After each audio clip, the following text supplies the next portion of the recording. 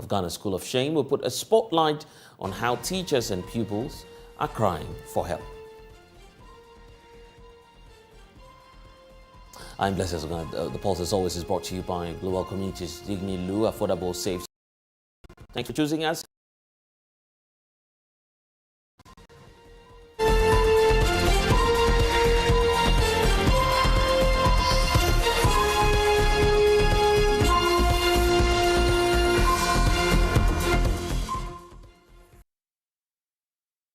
Joy News, your most credible news source, is available on digital TV, Multi TV, DSTV channel 421, GoTV channel 144, and also streaming on myjoyonline.com.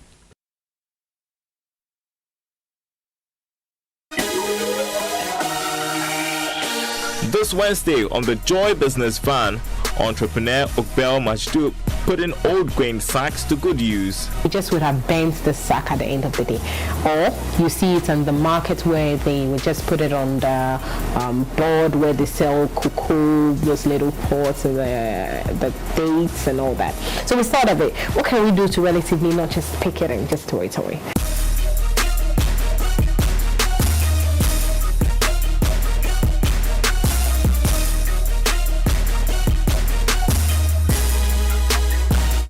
Shoes, bags, attires for men and women, accessories, and Okbel just got started.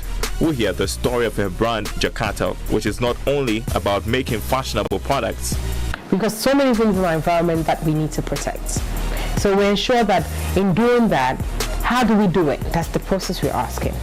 Is to be able to ensure that all design concepts that come out have things that relatively have things out of nature, maybe a leaf, maybe a tree that has been falling out. Those inspirations come out from there, and then we make the designs based on that. Jakarta on the Joy Business Van this Wednesday on TV, radio, online and on ground, powered by Joy Business and supported by EcoBank, the Pan-African Bank and MTN. What are we doing today?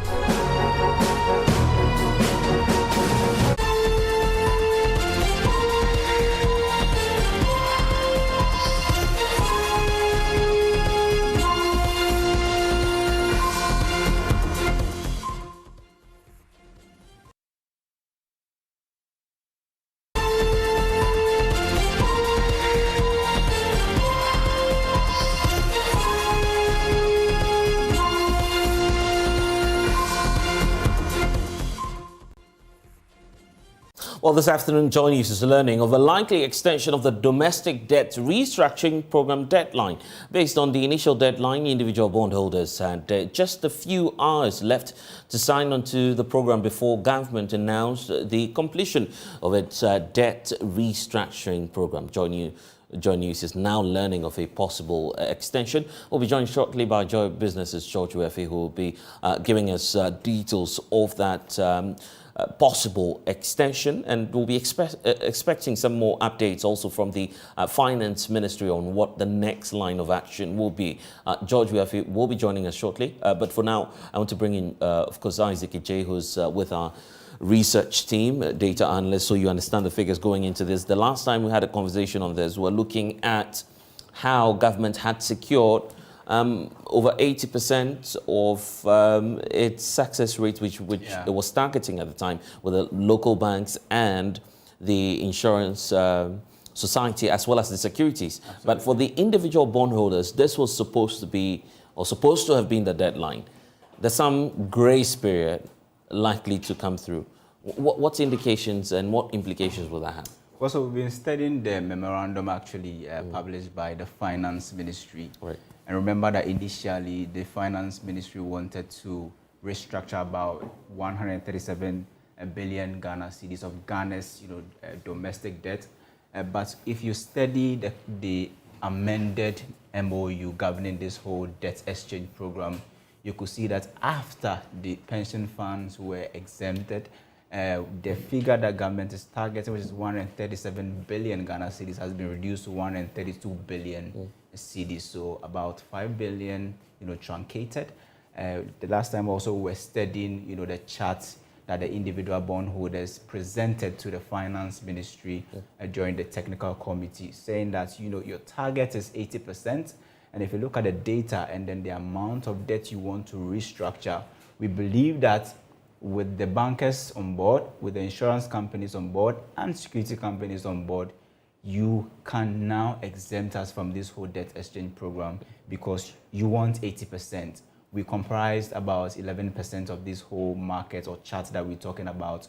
Even if you are able to get, you know, these three entities onto the debt exchange program, we believe that you still have your 80% and there will be an additional 9% market for you to explore. But the finance ministry came out saying that they've actually not given the individual bondholders, you know, a complete exemption. They are hoping to present to them a better offer.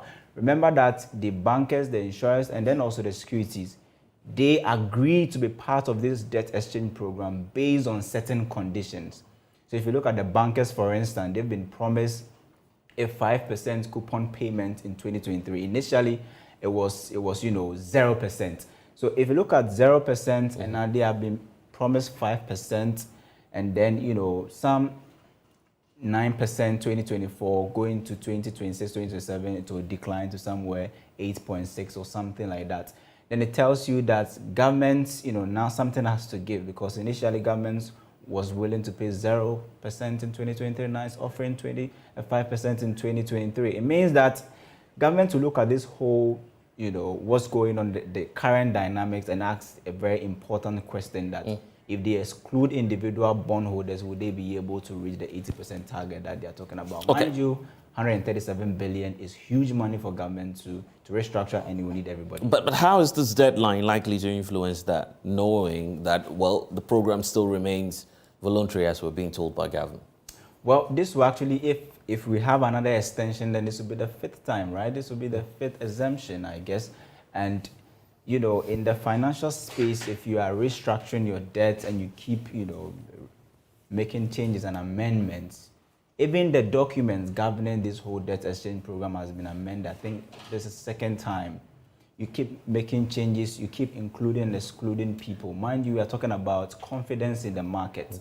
So we ask ourselves, even after this whole debt exchange program, how are we going to get back? How are we going to get the confidence that we had in our, you know, our financial market? But 137 billion, Blizzard, is huge, and governments would want to look at every possible avenue that they may be able to have to make sure that they reach the target that they want. Mind you that the current 3 billion money we are going to get from the IMF isn't going to come at a 0%, you know, interest rate. It's going to come somewhere around 2.82. Remember, IMF, they've actually increased the interest rate they have on their loans. You get it? So looking for a look at the long run effects on the economy, and know that you have about $13.7 billion Euro bonds to pay in the next 10 years, in the next 15 years, you have to pay all those monies. And then if you look at your budget, for instance, you are budgeting about 50, I think more than 50 billion Ghana cedis to settle just interest payments on loans. And so the individual bondholders just look at all this and say, we've provided you with alternatives. Right. And then the alternatives are around 80 billion. If you're able to do this, then you can completely exclude us from this whole debt exchange program. Isaac, be on standby because the conversation is just starting. I want to now bring in a perspective of investment banker Kweku Adobole, who says that government needs to turn the fortunes of the economy around, and once that needs to happen, government definitely needs the buying of individual bondholders, and they must equally be willing to compromise. What is structurally happening is that everyone needs to get on the bus, which says a government cannot pay 21% interest. So those holdouts, wealthy individual bondholders or pension holders who've worked all their lives and committed their money to the government, they all have to accept that in an investment environment, you have to make your decisions and not concentrate your investments. And in this case, everyone has concentrated their investments because there's a structural problem. So the government is trying to get people to move across so that we can have a more sustainable picture going forward. We'll pay you interest, we'll have government bonds, but we're only going to pay you 10%. I think that, like, ultimately there will be some people who will be exempted, and I suspect they'll be exempted on maybe on welfare terms. So we could say there's a threshold below which you're exempted. So let's say if you have 250,000 cedis worth of government bonds, then you're exempted. We'll allow that to Everything above goes through the process. And we're doing it purely because you're a senior citizen, you've contributed your whole life, and actually we can afford to make sure that you're well. So is government between a rock and a hard place? I mean, to the extent that they can't even do anything about this? Try and work with the figures and allow the exemption? I think that the government is doing something about it. The conversations that are happening now, which have resulted, by the way, in some pretty good improvements to the terms. Okay, so now they're paying a 5% coupon, right? For 2023. And everyone has agreed that the new blended rate is going to be 9% after 2023. So you've got some. The new framework is actually pretty clear already. If you get some extra additional exemptions inside it, that's great. The one thing I would like to say is that it's very important that people understand if you actually choose to exchange your debt, right, then you benefit from the fact that the balance of people, the 80% who are accepting the debt exchange program, ultimately are going to come back to the market, right? They're going to bring their money back to the market into the new instruments. So the new instruments will start to appreciate, right? It's happened every single time. Well, even as we speak, Ghana's debt portfolio continues to rise. Of course, Isaac J is still with us, so we'll delve into the figures very quickly so we can just get a sense of where we are now. 557? I think we should make it $500 billion. Dollars. $500 billion. Ghana cedis, okay. That's actually. But that's significant. Yeah. So if you look at the data as of, I think, September 2022, November 2022 actually, we're somewhere around 61 billion Ghana cedis. And now we are hovering around 575.7 billion cedis. It simply means that in a span of just 2 months, in less than 3 months, we've added more than 100 billion cedis to our debt stock.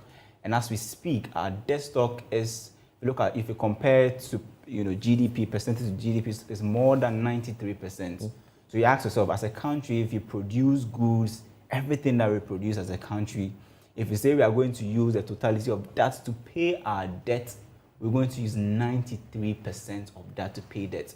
Mind you, usually, your GDP is way above, your revenue is way above your tax revenue and all that. So if your entire GDP to debt is around 93%, and then if you compare your tax revenue to your debt, I'm sure this would be a staggering figure to be more than 120%. If you compare this to how much you want to raise this year, with somewhere around 130 something billion Ghana cedis, is way above that. So government's in a very tight position currently, that they need the fiscal space to make sure that the 61 billion deficit that they are projecting for 2023, they are able to cut it down, because currently they are looking for ways and means to fund first quarter expenditure. And if you look at what's going on in the treasury bill market, you can see that people are now, going to the treasury bill market to buy a lot of securities over there. So government needs the money. They have to find ways and means to even fund their first quarter, expenditure, because monies are not coming in now. You are just anticipating that by the close of the first quarter, you get some revenue.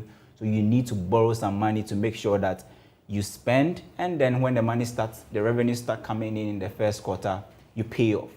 Mind you, Bank of Ghana has been warned to do 0% finance, and IMF is warning them that it's enough is enough. You gave the government about 22 billion, you went ahead to do other things again. This is enough. If you continue this way, then inflation is going to go up. If you continue this way, inflation is going to go up, and then you may be forced to actually keep hiking the monetary policy rates around 28% currently. But then what's interesting is that we have subscription for our T-bills going up, which is something a lot of people monitoring our figures are not able to tell what's happening. Over there. So if you look at the T-bill currently, it's a short-term means of recouping your money. Mind you, investors who went to buy bonds are now anticipating whether they will get back their principal, whether they're going to get a haircut on either their principal or their the interest payment or their coupons actually. So they want to find ways and means to recoup their money. So if I have about 500,000 Ghana cedis or 50,000 Ghana cedis and I buy T-bill for, let's say, just 91 days, and mind you, because government is trapped and needs money, and nobody wants to lend to government, and inflation is so high, government is now attracting investors with high interest rates, more than 32%. So the investor will look at all this and say, short term, I'll be able to recoup my money. Then let me put my money in treasury bills, recoup it so that I can now offset some of the losses that I anticipate for the, the debt restructuring that I probably will be part of it. So if I'm able to buy T-bill for 91 days and I get the interest, I get the dividend on it, then I'll be able to use it to offset. And the reason why we have a lot of people, the oversubscription is the lucrative interest that we see. It looks very profitable. So investors are looking at it short term. If you have some huge money, you can buy T-bills, and then 91 days later, you cash out. Exactly. And government is being forced to continue to hike the interest on T-bills because currently your inflation is around 54%. So you have to do monetary policy tightening. Whilst US is doing monetary policy easing currently and somewhat quantitative easing, we are being forced to now mop up money from the system because we believe there's too much money in the system. Bank of Ghana, the central bank, is now finding ways and means to make sure that it actually tames inflation through monetary policy rate hiking. The last time we checked the data, and we saw that when the Bank of Ghana started, increasing the policy rate, it affected two things. The curve for inflation started declining a bit. It was increasing, but increasing at a decreasing rate. We saw that the cedi was not depreciating as fast as it was actually doing in the previous month. But at a point, we saw that the monetary policy rate lost its power and the market forces took over. So we kept increasing the policy rate, but it had no effect on inflation. Neither did it have any impact on the depreciation of the cedi. Anyway, grateful. Isaac Ofieje with JoyNews Research Desk, joining us for the very latest on debt exchange program. We'll keep monitoring the space and give you some updates as and when we have them. But for now, let's talk health, because officials in the Upper East region say they're struggling to deal with the growing cases of kidney disease. At least 21 out of 30 cases recorded within 9 months, a 9-month period, did not actually survive. That's a staggering 70% death rate. And this afternoon, we're taking you live to the region for analysis on the situation. We'll look at the causes and the difficulties authorities are facing in its management of the case. First, though, a report by Upper East correspondent Albert Sorry. Adima Akelenga is an end-stage renal disease or kidney failure patient. It means his kidneys are no longer functioning.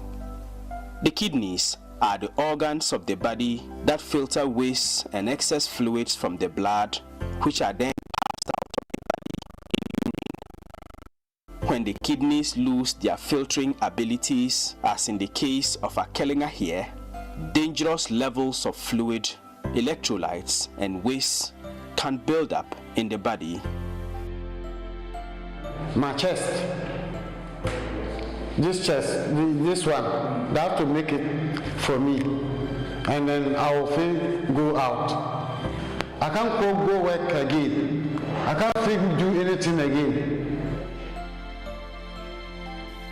Akelenga would need a kidney transplant to be well again, but the transplant is very expensive to do. He will need at least $13,500, the equivalent of 166,000 Ghana cedis, or 1.6 billion old Ghana cedis, to stand a chance of getting a transplant.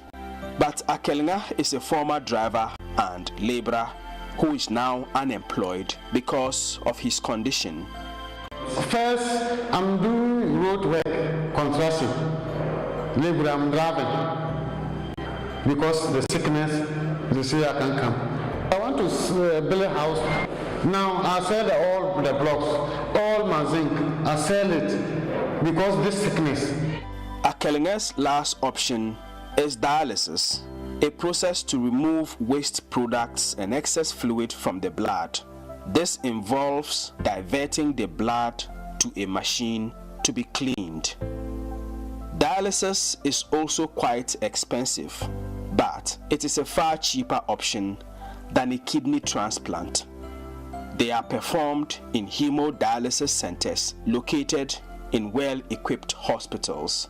But the Upper East region does not have one of these centers, not even in the regional hospital in Bolgatanga.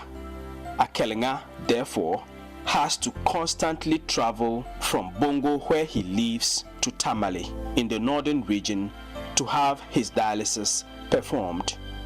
It is an expensive routine. Plus the Lord fell, all I will first spend 5.5. Always the one I go make the dialysis. I will buy things. I will buy these things. I will buy this medicine, it be 90 cedi. And then there goes it be 40 cedi something.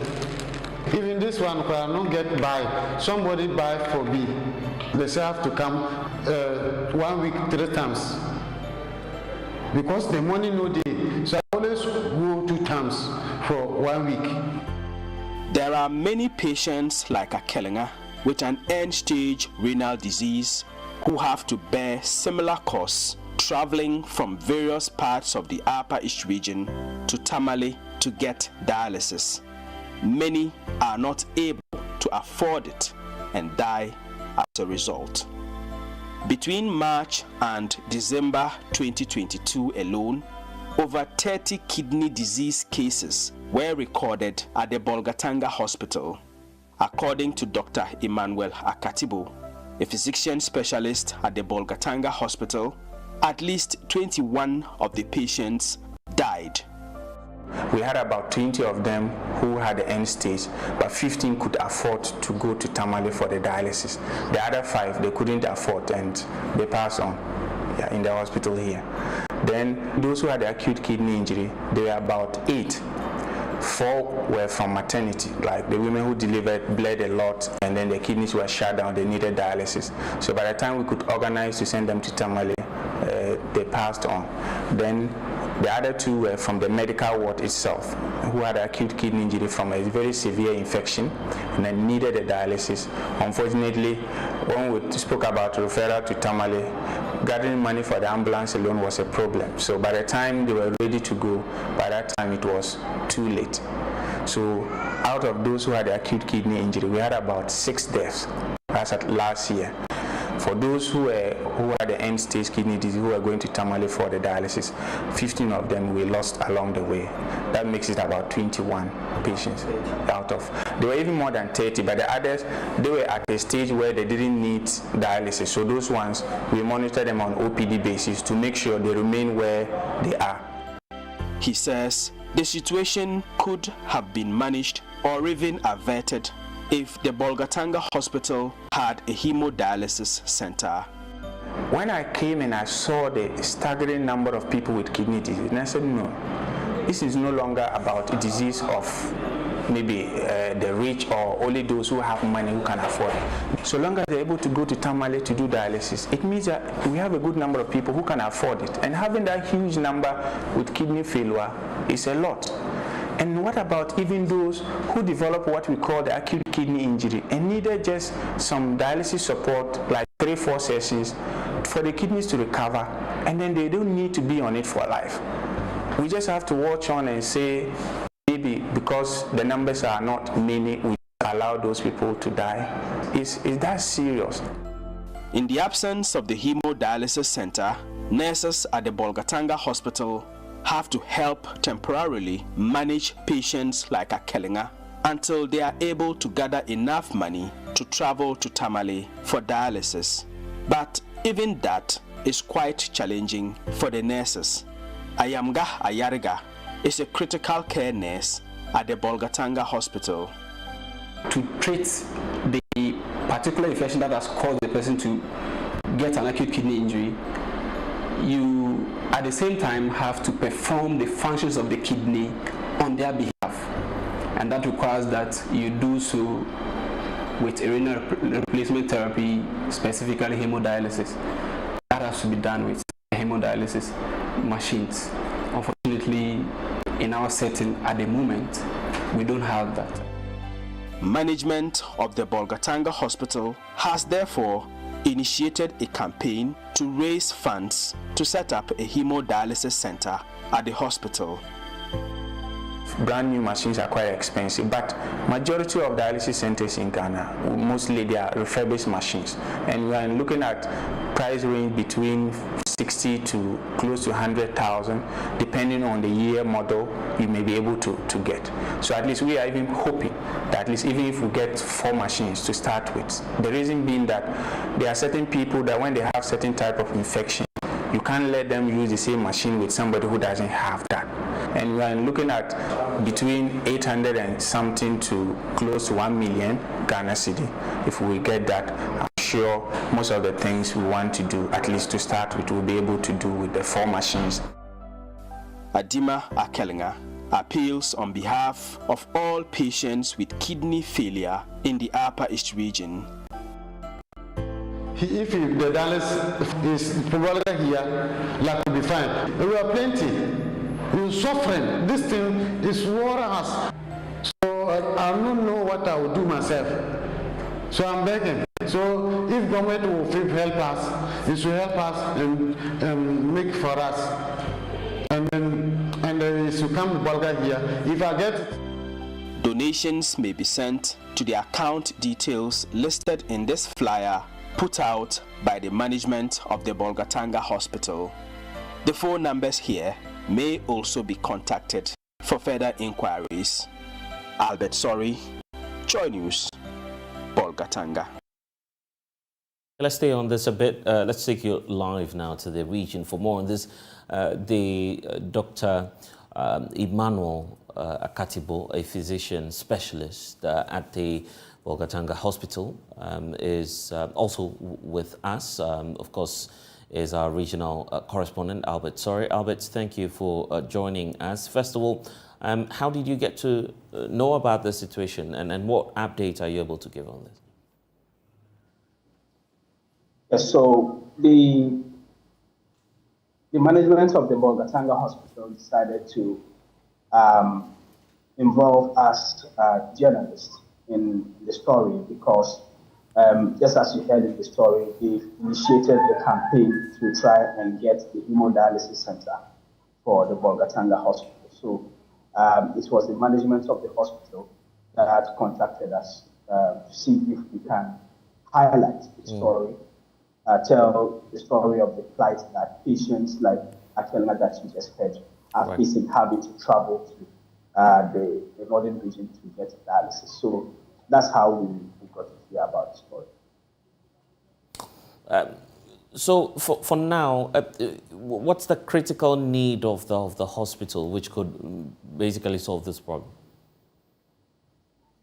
Yes, so if you look at the Upper East region, it has grown in population over the years. And from what the doctor told us when we interviewed him for the story, one of the things he said was that usually because there is pressure on government to try and refurbish all hospitals across the country, there are needs like this hemodialysis center that they are not able to do. So normally the government tends to put centers like that in areas where they feel there are higher numbers of people with kidney injury problems. And in the past, the Upper East region was not seen to be one of those regions where cases of kidney failure and kidney injuries are normally, at a very high number. So it's the reason the hospital hasn't had up to this point. But since he joined the hospital, he realized that the number of cases that are coming, more than 30 only last year, between March and December when he joined the hospital. The hospital feels that this is a number that is staggering. And so something needs to be done about it. And so the main need now is for the hemodialysis center to be set up so that the patients who come with problems of the kidney can get dialysis. Remember, he also said that there are patients who came when they got the diagnosis and they needed to travel to Tamale for the dialysis. When the cost was given to them, they felt that it wasn't something they could afford. And so a lot of them decided not to go for the dialysis. And so the result of that is that after a few weeks, when you don't go and get dialysis, you definitely lose your life. And so that is the challenge. The main need now is the hemodialysis center to help people, especially those who have the chance to recover after 1 or 2, or maybe just a few sessions of the dialysis. Ever since the airing of the story, are we beginning to make contact with authorities in the Upper East region as well? Yes, so this is the first time we are airing the story, and the hope is that when people see the story, they will be motivated to come on board and support. There are a lot of other media houses that have been involved in the story, because the regional hospital is doing a campaign to motivate people to see if donations can come in so that this hemodialysis center can be set up. So the expectation is that when this story goes out and with the discussions that are coming on the back of it, we will get some results. Albert, sorry, thank you for joining us. Let's speak to Dr. Emmanuel as well. He's with the hospital, so he's able to tell us what exactly their problems are. But Doc, thank you for your time. I was just asking about how much will be needed, and crucially needed to complete and check all of these systems so you're able to treat patients there. But beyond that as well, have you made any attempts to get government to solve the problem? Dr. Emmanuel, if you can hear me, I'm just asking if you've made any attempts in the past. Yes, good afternoon to your viewers and your listeners as well. Can you hear me? Loud and clear, sir. Yes, I'm on a room, so that's why probably the network is bad. Yes, and thank you for your viewers and listeners. Yes, we've made some effort to that effect. We've written a proposal to which we've now helped the Directorate, the regional minister, and some other relevant people in the region. We know this is a project that maybe government may not be able to fund it alone, especially the challenges that comes with public health institutions. But we think that with individuals and corporate Ghana, they can support this and will be able to set it up. So that is what we've done so far. The proposal has gone out, not to everybody, but at least the key people, deliver the proposals to them. Do we know what the medical condition or underlying problems are, a reason for which we're seeing this sharp rise in the cases? Yes, so traditionally, we are looking at people who have hypertension and diabetes. That is a traditional risk factors for people who end up developing kidney disease, chronic kidney disease. For the acute kidney disease, most of the times it's either infections or medications. But in our case, we realized that most of them were young people, and you didn't find the traditional risk factors in them like hypertension or diabetes. And when you go down the history, you realize that probably they were abusing herbal medications, even some of the orthodox medications that can even cause kidney disease. Some of them were abusing them for various reasons. But we don't have the empirical research evidence to show that, but we know that this is happening, especially in the young patients who do not have the traditional risk factor that will predispose them to developing a chronic kidney disease. But in this case, this is happening in a region where, of course, the standard of living appears to be poor, and even some of the patients are already complaining about how expensive the treatment process is. Do you have any means of reaching out to these people, trying to help them out? Yeah, so as yesterday, one of them even called me. I think it's one of the patients Albert had the interview with him. He called me yesterday. The last time he went to Tamale to do the dialysis was about a week ago. And yesterday he went into pulmonary edema. When they don't dialyze him, the fluid will collect. He was in the hospital. He called me on phone. And it was quite challenging as how to mobilize and help this patient. Yes, we know it's a very expensive process, but we think that some of them are able to afford it. Then we should make it available. And the additional thing is that some of those who develop the acute kidney injury, whereby you think that when you dialyze them 3 or 4 sessions, they can recover and live their normal life. I mean, these people, you just look on and watch and then they die, because these are people who may not be on long-term dialysis. So if the authorities are listening now and, benevolent individuals, what would you want them to know, and how dire is the situation, a reason for which they must come through? I want them to know that dialysis is no longer a luxury for few people. It is something that is an intervention that can save a lot of lives. And we should make it a point that we should make it available to at least and accessible to all sorts of patients. Those who can afford can go through it. Those who cannot even afford and they develop acute kidney injury, sometimes the system can offer them that help. Then probably later on they'll be able to mobilize money to come and pay. Otherwise, if you talk about referring them to the nearest point of care, which is Tamale, taking the ambulance alone will cost some of them more than 1,000 cedi. That could have been used for the first session of dialysis. And this is something that when you talk about transfer, they will just think that that is the end of the story, and they wouldn't go. But you know very well that if something is done about it in 2 or 3 sessions. Apologies there. We've lost Dr. Emmanuel Akatibo, but point well made there. You can also be a part of that process just to support the regional hospital in the Upper East. Now, pay at least 2 years' rent allowance. That is one of the many statements attributed to landlords in the country and the headache of many people who are seeking a decent and affordable apartment to rent.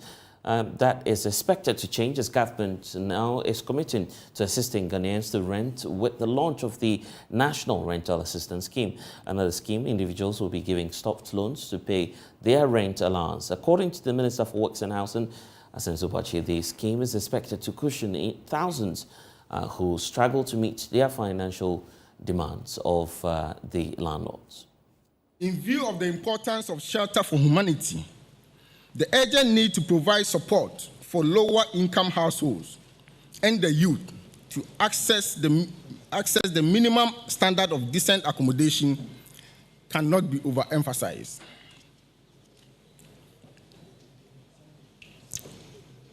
Currently, there is no mechanism by which eligible households, including the youth, can be supported to access decent rental accommodation and to effectively protect them from undue exploitation. For this reason, Nana Chairman, it has become imperative to address the short to medium-term market failure in the rental segment of the housing market, where landlords demand 2 or more years rent advance, and also streamline the processes for accessing rental accommodation for lower-income households towards the improvement of the quality of rental accommodation in our country. Your Excellency, distinguished ladies and gentlemen, as the sector ministry in charge of housing, we are committed to gradually addressing the various challenges that confront the housing sector in the country, and the National Rental Assistance Scheme is one of such vehicles with which we can adequately respond to the challenges through public policy making and program development. Government has therefore made a commitment of 30 million Ghana cedis to implement this scheme, and the initial phase will cover the Greater Accra, Ashanti, Northern, Western, Eastern, and Bono East regions. These 6 regions were selected because data from rent control indicates that they have a higher rate of rent advance related issues. The objective of government, however, is to operationalize the scheme throughout the country. Indeed, government recognizes the fact that public programs of this nature may come with its own operational challenges during implementation. Well, we do know that the scheme will be initially available to 6 regions. Speaking at the launch, Vice President Dr. Mahmoud Bawumia says the scheme will soon be expanded to cover all the regions in the country. The scheme's implementation will initially commence in 5 regions: Greater Accra, Ashanti, Western, Eastern, and Bono East regions. As the Minister for Works and Housing has said, these were chosen based on the basis of where the most pressure on rent advance is. But the scheme will be rolled out to all 16 regions of Ghana in due course. In partnership with the private sector, and this is one of the novelties of the scheme, because government is working in partnership with the private sector. The scheme will provide low-interest loans to eligible Ghanaians to enable them pay rent in advance. These loans will be repaid monthly to match the tenor of the rent and will be supported by a bank guarantee in this case to ensure sustainability. Ladies and gentlemen, on this note, I hereby declare the National Rental Assistance Scheme duly launched. You're still watching The Pulse. We'll be back shortly.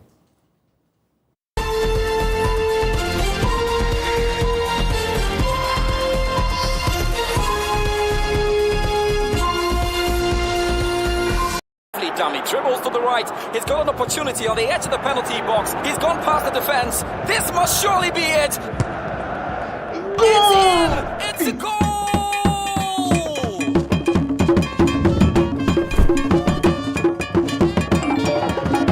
With only 1 cedi 50 pesos, you can win up to 16.5 million Ghana cedis in the Betway Atina Ketia Jackpot. Jackpot Muhine. Bet responsibly, not for persons under the age of 18. This advert has been approved by the Gaming Commission of Ghana. Check for the calendar. It's a new year. Happy New Year! Start looking for your walking kids. Lace your boots. Let's hit the streets of Kumasi. Exercise, burn the calories, socialize, and have fun. It's the Love Affair Fitness Walk. Throw a challenge to your colleague at work. Record a minute video as corporate institutions, groups, or individuals declaring your readiness to partake in the Love Affair Fitness Walk. The best video wins big. There will be item 30, solid refreshment, networking opportunities, brass band, and serious morale. The Love Affair Fitness Walk is on Saturday, 4th of February 2023 at the Kumasi City Mall, 6 a.m. sharp. For inquiries, call 0245 594 425. Love Affair Fitness Walk, your sure way to a healthy lifestyle. We've had news file over the weekend, and an interesting part of the conversation focused. Oh no, we are out of range. Oh, don't worry, Daddy. I have Alexa in my bag. Alex, what?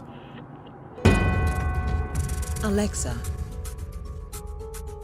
open Multimedia Ghana and play Joy FM. Super Hits Radio, Joy 99.7. Listen to Joy FM, Hits FM, Love FM, live on your Amazon Echo.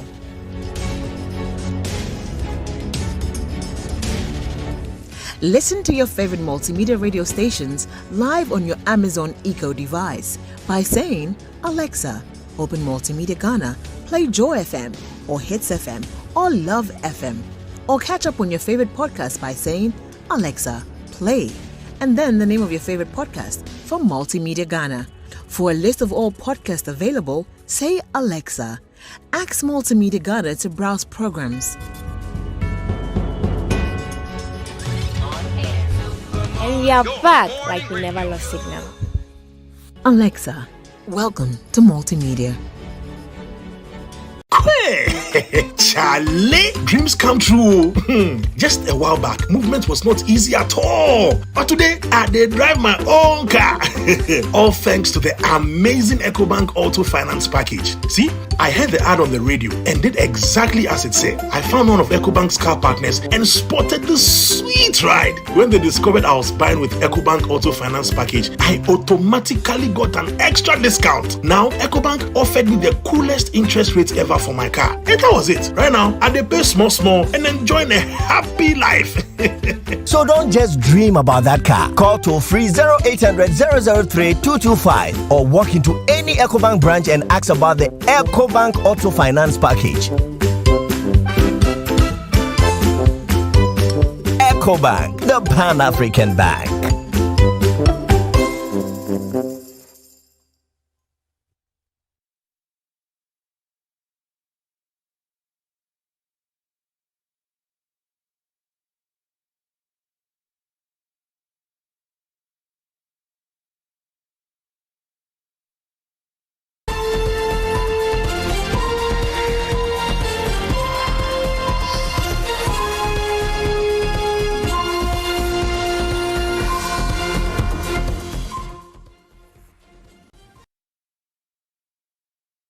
And you're welcome back to the polls. Now, scores of Burkinabés have fled across the border into Ghana following attacks by suspected terrorists. The displaced Burkinabés are currently camped across the border at one Naba in the Boku West municipality of the Upper East region. Officials have confirmed a total of 2,000 new arrivals over the past 2 weeks. Correspondent Elias Otanko visited one of the camps, hosting about 117 victims, mainly women and children, including weeks-old babies, who are pleading with Ghanaian authorities to assist them with shelter and food.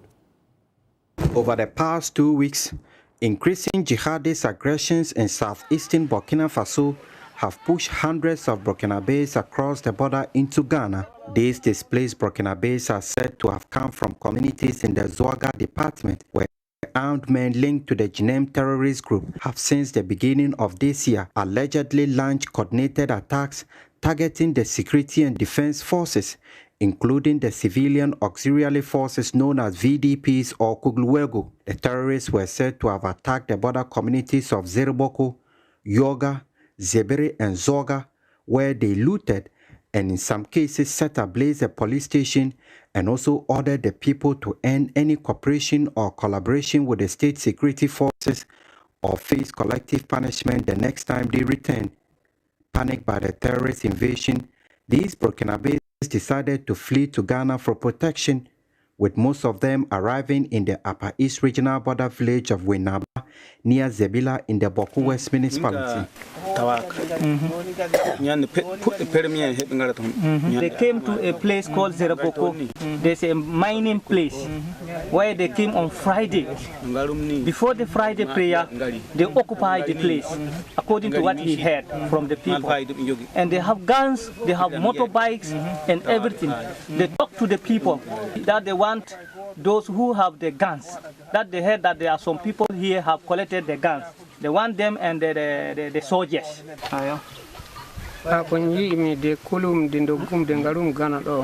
are holding guns, killing people, doing whatever they want without persecution or without law. So that is why they came there. And some people tell us that they are killing people and the people are all running, and I also run. And first they come to Widnaba here to save my life and my family's. According to officials in the region, over 2,000 new arrivals were recorded in the past weeks, in addition to about the same number already in the region since July of last year. This Fulani settlement on the outskirts of Winaba village is one of the locations hosting the displaced Burkinabés. There are about 120 refugees here, mostly women and children, including this 90-year-old woman and weeks-old babies. This 70-year-old woman said she was brought here by her children after the attack by the terrorists.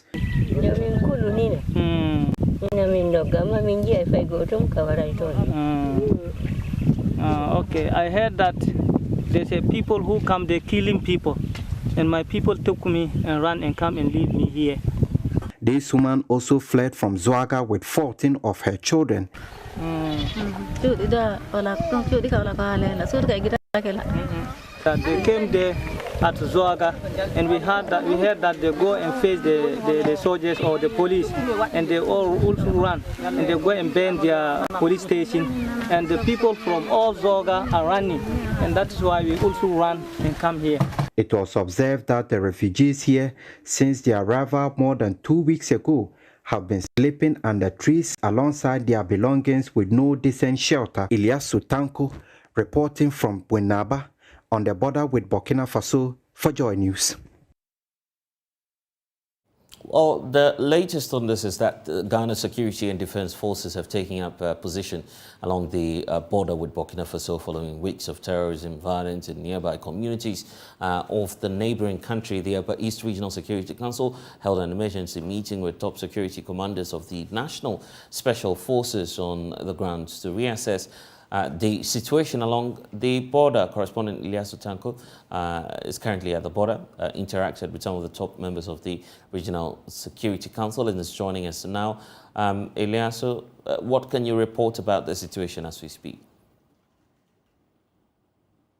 The security have still reassessing the situation along the border.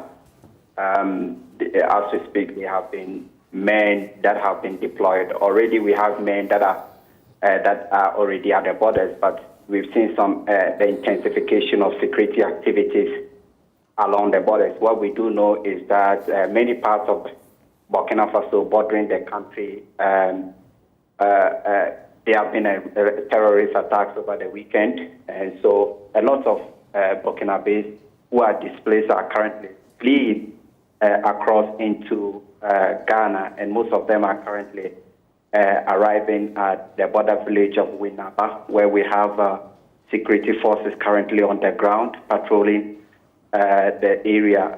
They've also been a meeting with a lot of stakeholders, including members of the Fulani community, because we understand most of the refugees coming into the country happen to be Fulanis, and so the security forces are holding meetings with these stakeholders to ensure that they will help them bring the situation under control.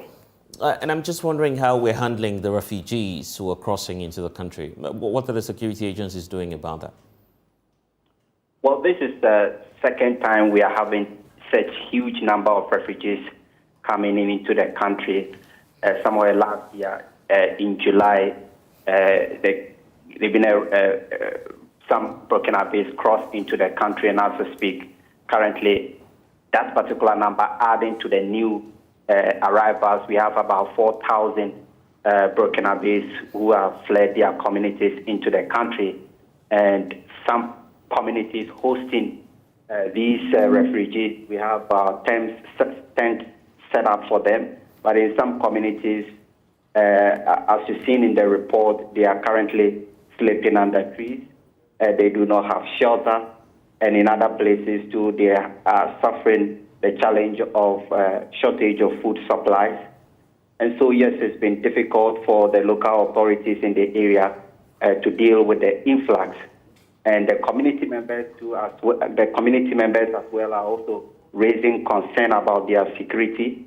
They say they are overwhelmed by the number of people who have come in, the refugees who have come in, and that have brought a lot of pressure on the limited resources that are already in the area. And so we talk about water, supply of water is now a challenge. Food supplies, that the locals claim that because they were taken by surprise, they have given all their food supplies to these refugees, and they are currently running out of food. And so it's been difficult dealing with the refugees in the area there. Right, and you've been speaking to some of the displaced Burkinabés there.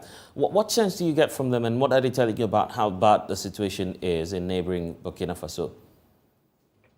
Well, at least most of the communities in the Bologo province, which is bordering the Upper East region, as my interaction with the people, with the Burkinabés, indicate that most parts of that particular department is currently in the hands of the jihadis.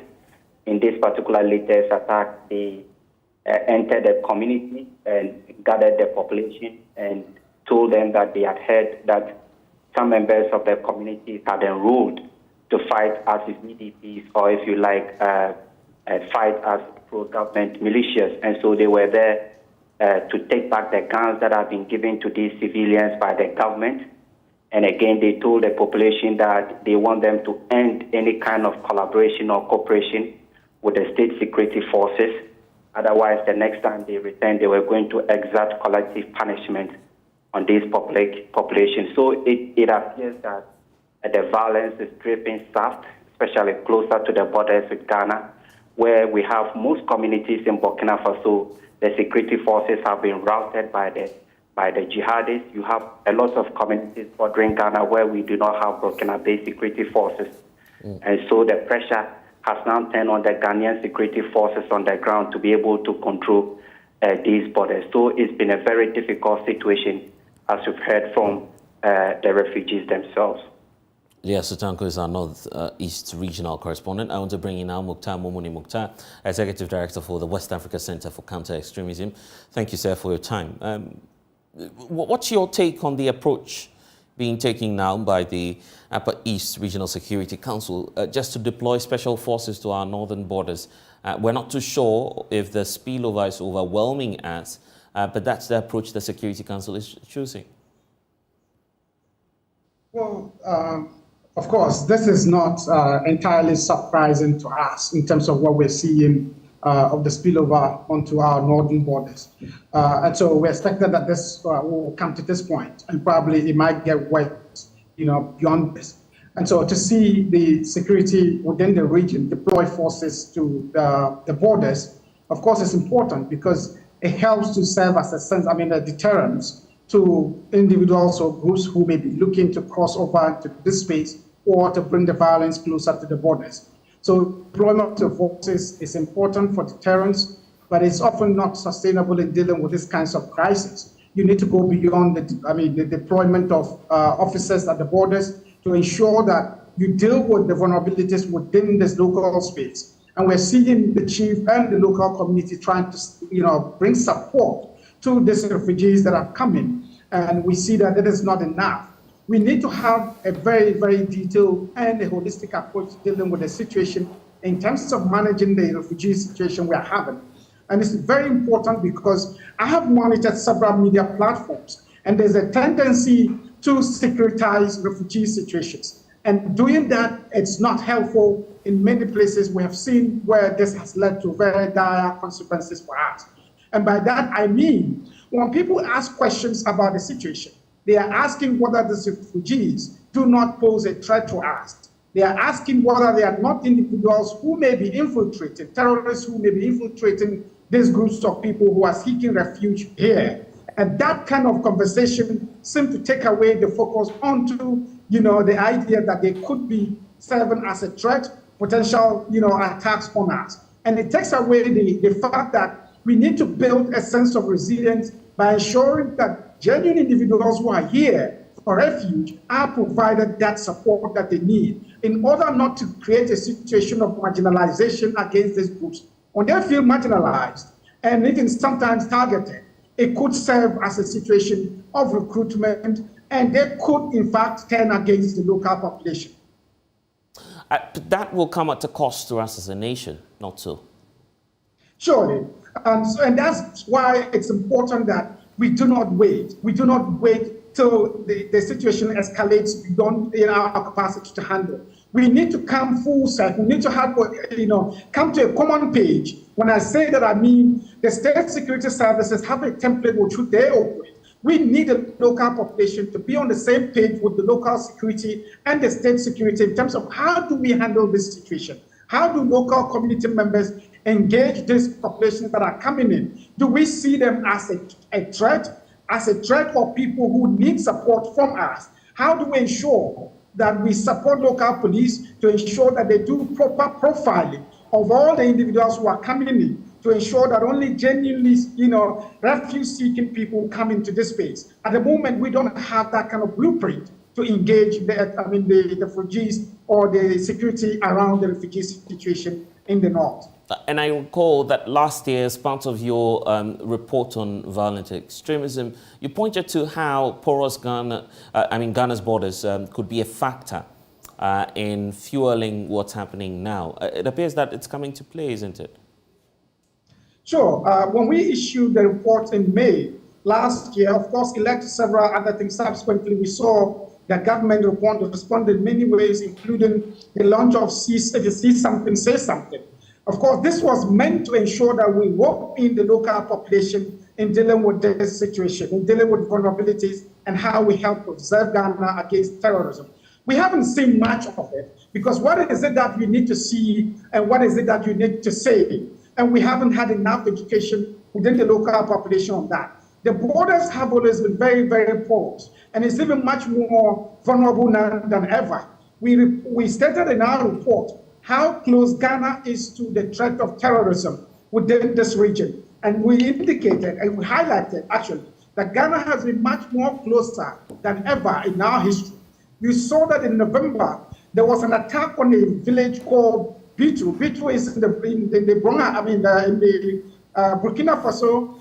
It's less than 50 minutes drive from Boku. It's actually closer to Boku than Boku is to Bogatanga. So that tells you how close we are to it. And subsequently, we've had several other attacks in Burkina Faso that are closer to our border. And so all this while, we have always known that Ghana is very exposed and that Ghana is very close to the threat. And so we needed to do more than just having security or deploying forces along the borders. We need the local community to be worked in, get on board and understand what is it that they need to play to ensure we do not have the same situation on our hands, here. The president's comment on the Wagner groups comes to mind at this point when we're having this conversation. Are we having some of these ripple effects? Well, it's a very complex conversation. Of course, we all agree that this was not a conversation that should have been had at all. In New York, it's very difficult to talk about a situation without politics. We are seeing there's a significant level of engagement with the Wagner forces that relates to politics. But more importantly, it has to do with security on the ground.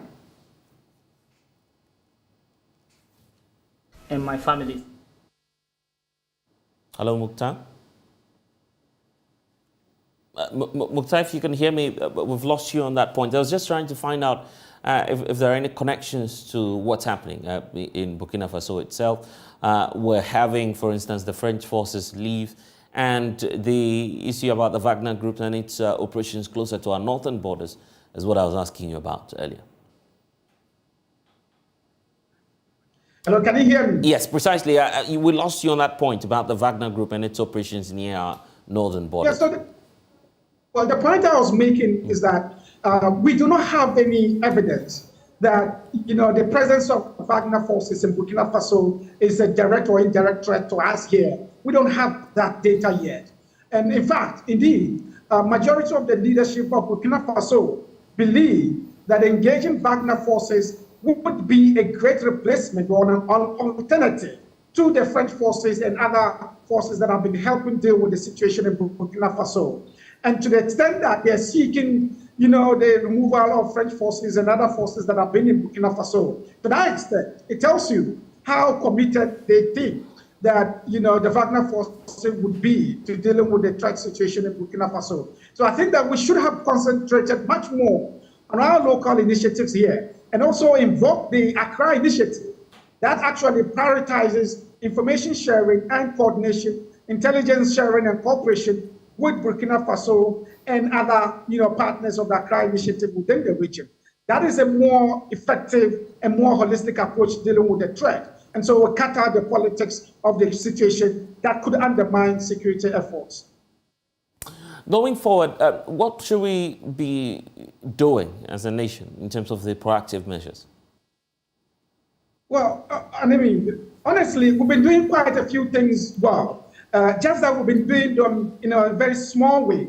We need to scale up. We need to expand our engagement with the local community. I've seen the state engage in different ways with the National Peace Council, the National Commission for Civic Education, and the Ministry of National Security. We've seen the counterterrorism unit of the Ministry of National Security. But those efforts have to be expanded to ensure that border communities and vulnerable communities and the entirety of the Ghanaian population need to have adequate understanding of what the threat we are looking at is like, what roles that we can play in supporting security to deal with the crisis, so that we do not act in ways that undermine security efforts. We need to now ensure that the northern part of our borders, whilst we have security men deployed, we need to have adequate engagement on the ground to let local community actors, religious leaders, community leaders, traditional leaders, and youth, everyone know what role they need to play in dealing with this, looming crisis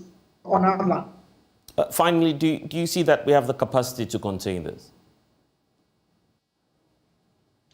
It is not the question of capacity, it's a question of response.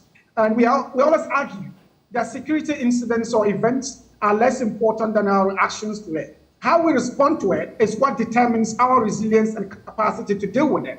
Do we escalate the situation and cause fear and panic and undermine genuine security efforts? Do we over-prioritize certain areas and leave out certain areas? How much do we engage local population? There's a narrative that seeks to ensure that we engage everyone, the whole of society approach. How far are we doing with this? And on that score, I would say that if we are able to position ourselves well and respond appropriately, we would succeed in preventing violent extremism or terrorism on our soil. I'm grateful. Mukhtar Mumuni Mukhtar, Executive Director, West Africa Center for Counter-Extremism. Still on the sub-region, the West Africa Democracy Solidarity Network is urging the Independent National Electoral Commission of Nigeria to consider further expanding the deadline for the distribution of permanent voter cards, PVCs as they're called. On the 25th of February 2023, Nigeria will hold presidential and federal parliamentary elections with over 70 million people expected to cast their ballots in choosing the next leader for Africa's most populous nation.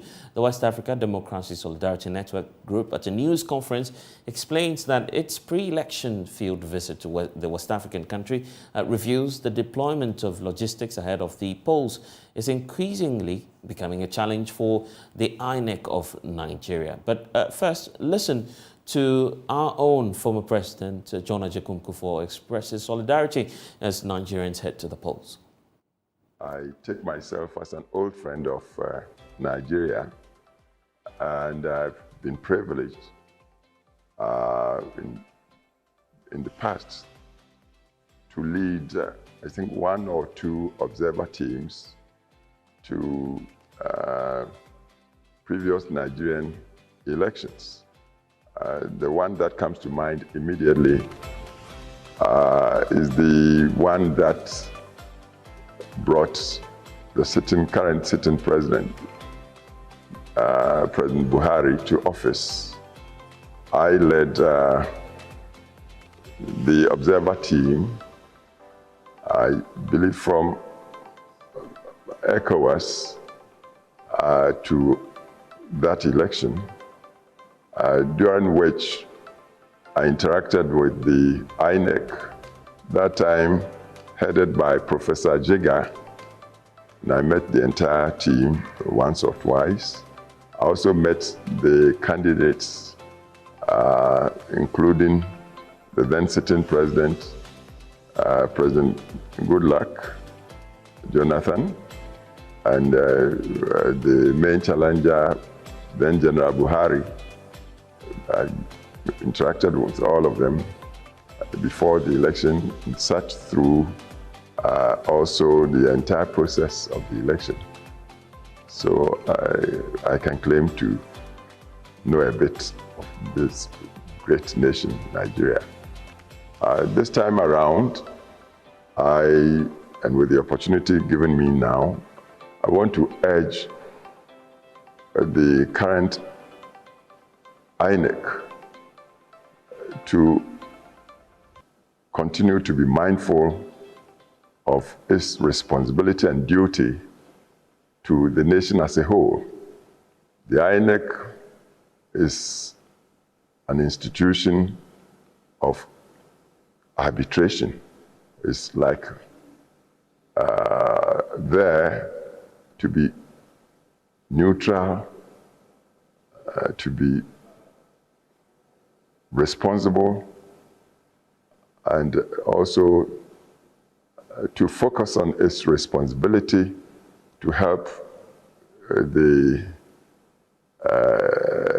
people of Nigeria to go through the process in selecting the government they want,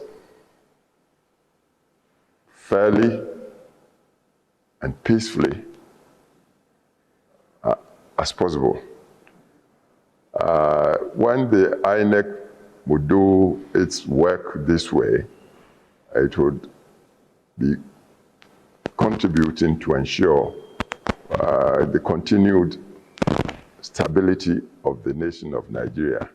As we all know, Nigeria is the most populous nation on the continent of Africa. In West Africa, Nigeria alone, I believe, has more than 2/3 of the population of the entire West African area. And given its immense endowments, natural endowments, it's a leader nation. So whatever goes on in Nigeria impacts the rest of the region of West Africa. Well, that impact is what we're about to have a conversation on. Joining me in studio is Alassane Bello. He, of course, understands the dynamics of the Nigerian politics going on there. Austin Aigwe is a member of the West Africa Democratic Solidarity Network, Nigeria, and also Programs Officer at Center for Democracy and Development, West Africa in Nigeria. He's also joining us via Zoom. Thank you, gentlemen, for joining us. Let me start off with you. Of course, since you are at the center of the action, Aigwe, as to whether or not, of course, in your view, you feel Nigeria is set for the general elections. What's your take on that, first of all? Thanks for having me. Yes, Nigeria is set for election. We're pretty set for election. Everything points to the fact that elections will hold on the 25th of February for the national election and the 11th of March for the subnational election. That does not presuppose that there are no issues. There are countless number of issues. However, the election will go on as planned, and I believe that the commitment from INEC is enough to make this statement categorically. Having learned from other elections, particularly 2015 elections that the former president of Ghana talked about. The 2015 election, we were almost at the same point, even though we cannot truly say the same dynamics. There are some bit of differentials. However, there were security concerns, and that security concern continued to be a major concern as we head to this election. But the difference is also that in 2015, we didn't have enough time to plan for the election. I mean, unlike in Ghana, where you know the date of an election far ahead of time. So Nigeria just began that process where far back in February last year, we already knew when the election will hold. We already knew that the election was going to be February this year. So the plans have been on. INEC timetable for election is pretty sure concluded. I mean, just about 2 or 3 items now left on the timetable. So we are good to go. Well, the West African Network of Civil Societies you belong to are raising concerns already about the deployment of logistics, non-ECU, and so either collection of PVCs and some other concerns which we'll talk about. But let's deal with the first two, which are critical to the success of the elections itself. What's happening with regard to, issues concerning the PVCs and the deployment of logistics?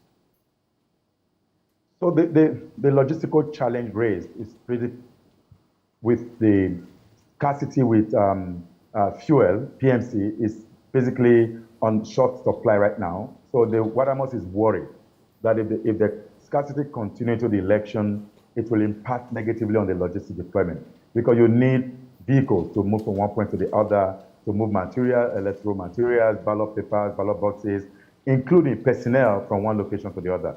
So, but as of this morning, surprisingly, the queues are going down. The queues are going down. There was a high-level presidential committee in which the president sat in that committee to resolve the fuel challenge. Right now, I went around city today, Abuja, which really was literally flooded with queues on our filling station, as nosedive. That does not mean that the same thing is happening across the federation. That was a critical challenge that Wadamus raised, and we hope that working with other stakeholders, INEC will be able to surmount that challenge, because it's not within the control of INEC. INEC does not supply fuel. INEC is not the NNPC that control fueling systems in Nigeria. On the second part with the PVC, there is a huge demand for people to collect young people, particularly young people who did the registration to vote, particularly in the last few months, the one that ended last year, about June, July. So that's where the demand is. So right now, NEC just printed the PVCs, and in the last month or so, the commission has asked people to come collect their PVCs. As it is usual with the kind of Africa tendency that people always want to wait till the last days, they then see an hurricane at those locations. But with Wadamus' request, INEC has also extended the deadline. The deadline was supposed to be last Sunday. It's now been extended, which is also a good one. And Nigerians have been urged, particularly young people who form the majority of registrants in this election, to go take their PVC. The elephant in the room now is about peace and security. Security challenges threatening the peaceful running of the elections itself. How's that playing out? It does have a challenge. It is a huge challenge. Like I said, in 2015, it was a challenge, even though the dynamics has changed. In 2015, the area that was a bit of a challenge was the Northeast. Before now, I heard someone talking about insurgency control in Ghana. So part of what happened in 2015 was the military deployment that went ahead, and then eventually they were able to dismantle the architecture of the insurgents, and then election took place in that area. But right now we have a bigger challenge, because we are no longer talking about just Northeast. We're not talking about the Northwest, we're talking about North Central, we're talking about Southeast. In fact, technically, every part of Nigeria has a kind of challenge, a kind of security challenge that may impact on the election. However, and that's where the good news comes in, our constitution does not restrict that a certain number of voters must turn out to give legitimacy to an election. So what it will mean is that we have had previous obstacle election in the state of Anambra State, in the southeast, particularly area that is largely dominated by unknown gunmen. You would have heard of unknown gunmen, areas where people are agitating for a separation of states, a secessionist movement. In that area, there's one state called Anambra. Election took place there, and only 10% of the registered voters turned out to vote, and the results was declared. And in that state, there's a sitting governor who is administering the state of affairs. So, but we don't wish that we have a low record of voter turnout. We wish that there'll be an increased level of voter turnout to determine the choice of Nigeria, because Nigeria, the outcome of this election has a huge role to play for other African countries. Yes, and we'll talk about that shortly, about the impact on the West Africa sub-region. Alassane Bello is also with us. He understands the dynamics of the security implications, and the security developments there in Nigeria. So with what's happening now, is it your view that Nigeria will be able to overcome the security threats and hold a peaceful election? So just break it down for us. Sure, I think Nigeria stands to do very well. If you look at 2015, as he said, it was just limited to a certain geographical portion. But even the fight at that point in time was not just carried out by the Nigerian troops. Right. It was this multinational joint task force that comprises of Nigeria, Cameroon, you have Chad, and you have Niger. Those were the other countries that rendered assistance to the Nigerian government. So whilst the Nigerian army were doing the push from the Nigerian territory, by then you had those countries sealing off the border. Mind you, the West African borders are very, very porous. So they had to seal off the border. And we saw within a month, Nigerian army recapturing places that were outside state control, I think, for about 6 years or so. But then if you look at the fact that despite all the chaos in the country is relatively stable to a certain extent. That is a plus to the Nigerian Security Agency. And if you look at the size of the country, they are virtually outstretched. Because if you have the military operating in, I think, about 15 or more states, doing internal security operations, which is actually a domain of the police force, that should tell you the magnitude of the problem. But it should also tell you that whilst there's a lack of capacity within the police, the army as a complementary, component of the security architecture, as you call it, done well. So Nigeria has that capacity to conduct an election and then come out stronger. But the only problem we have is now that the security challenge is spreading, and the locus is quite different. When you go to the northeast, it is being carried out within the context of an Islamic insurgency. Right. When you come to the southeast, secessionist, where we have the Biafran agitation.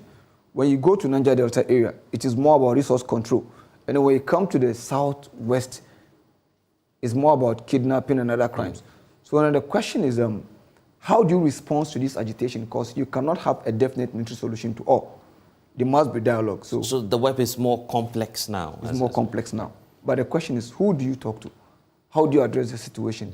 Because like he said, 10% legally could give you a legitimacy. But then it could also undermine your legitimacy, your credibility.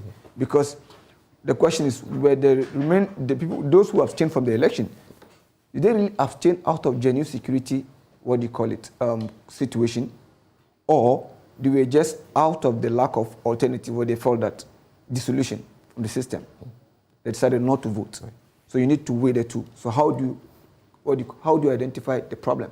If it's about out of dissolution with the system, then there's a bigger problem. The INEC of Nigeria, came up with the initial idea of postponing the elections. Then the chairperson came back to say, well, I feel we're set, we can still go ahead with the elections. The February 25 timeline, does that sit down well with you, looking at the complex nature of the security situation in Nigeria? Well, I'm sure as an insider, he knows more than we do. So for him to have given us assurance that it could be held on the 25th of February, I think is first of all something we should work with. And likewise, if you realize that the 2015 election was postponed, but people thought it was an insurmountable challenge, very difficult to do. But then we saw smooth running of the election. So the EC has a track record that can be relied upon to give them the benefit of the doubt. So let's see what happens come 25th of December.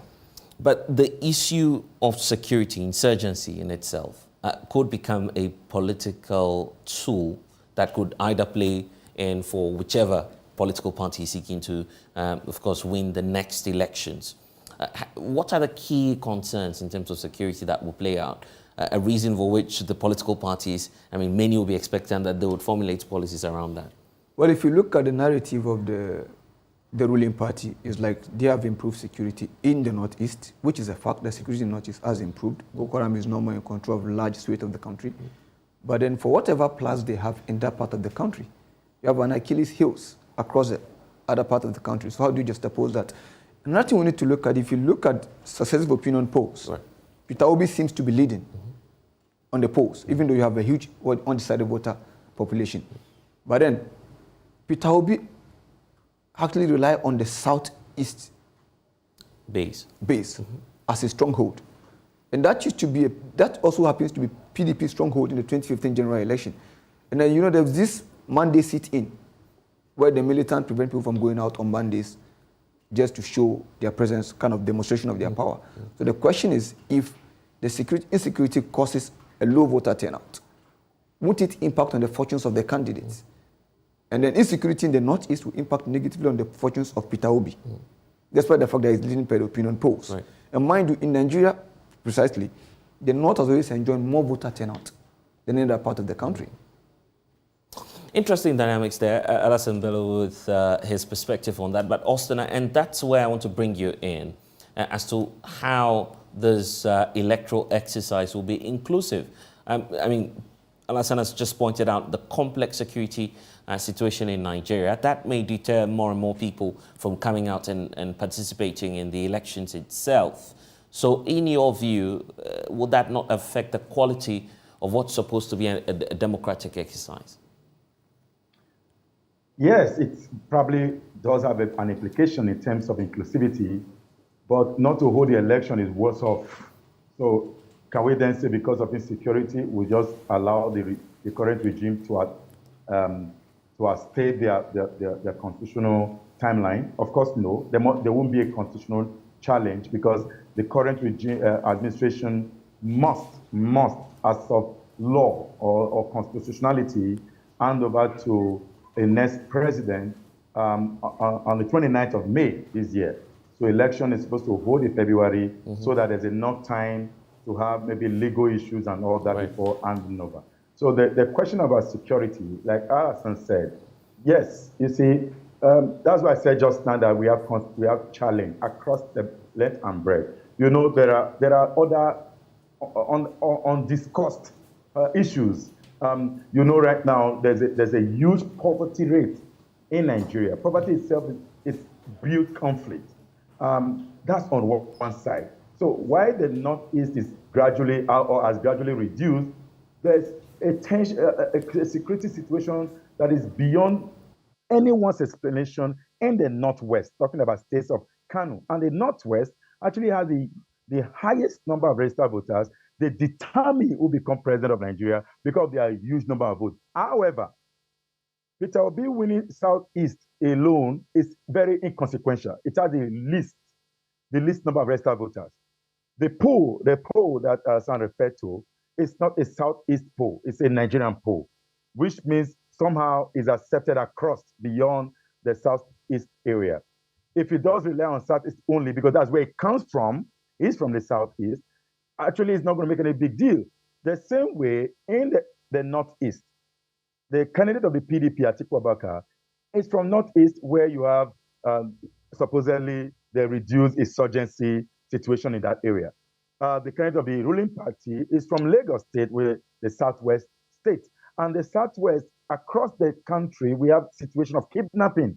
It was in the Northwest, maybe you heard where a moving train was attacked and folks on board were kidnapped. And it's just like but there's a way Nigeria situation happened. You know, they will say Nigeria happened to you. That while we are discussing security, election will just come and go. People were wondering, how did it happen? It just happened. The important thing is that February 25th, 2023, Nigerians will go to poll.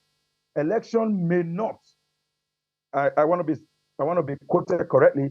Election may not hold in any area that is hard to deploy materials and personnel. You are sure that INEC won't move there. INEC will not want to risk. INEC will want to risk their personnel. They probably want to conduct election elsewhere because there's also a threshold in a way that for a winner to be declared in an election in Nigeria, there are certain thresholds the winner must meet. So if, for example, election takes place and there are 36 states of the Austin? Austin, are you with us? Okay, we've lost Austin there, but I was just about flowing into the flashpoints that we need to be on the lookout for. Bello, for you, which areas will the Nigerian authorities be focused on in terms of the flashpoints trying to curb or perhaps de-escalate tension ahead of this crucial exercise at the end of February? Well, I think the situation is very fluid and widespread, so they should be able to deploy fast across. But first of all, let me correct something. Right. The opinion poll I was referring to, I wasn't referring to it as a Northeast opinion poll. Right. What I'm saying is the opinion polls have given Obi the lead successively. But then every politician has his own stronghold where he's supposed to earn certain number of votes to give him a kind of leverage.